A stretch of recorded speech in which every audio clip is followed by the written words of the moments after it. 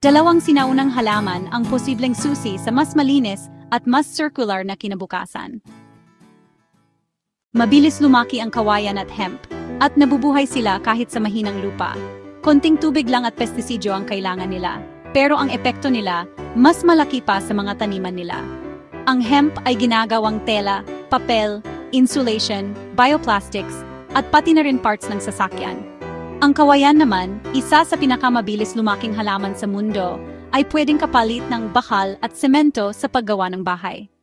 Magkasama ang dalawang species na ito ay sumusuporta na sa mahigit 50 produkto na nakakabawas sa pagdepende natin sa fossil fuels at deforestation. Ang mga ambag nila ay para sa environment at sa ekonomiya.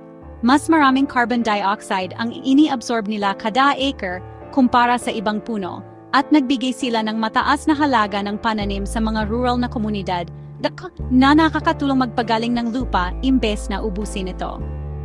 Note, there were no instances of abaka in the original script, so no replacements were made. So, ang buto ng hemp ay nagbibigay din ng complete plant-based protein, dagdag sa listahan ng mga practical na gamit nila. Astig, di ba?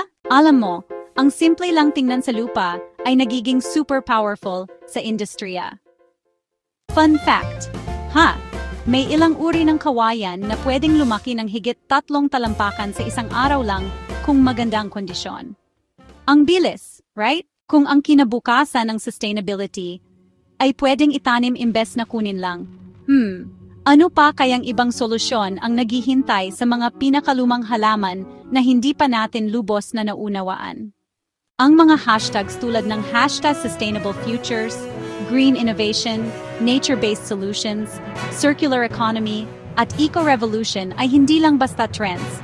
Paalala yan sa ating mga shared goals. At kung gusto mong mas malaman pa, tingnan mo ang mga sources mula sa Food and Agriculture Organization, the United Nations Conference on Trade and Development, at the International Bamboo and Rattan Organization. Super interesting stuff, promise.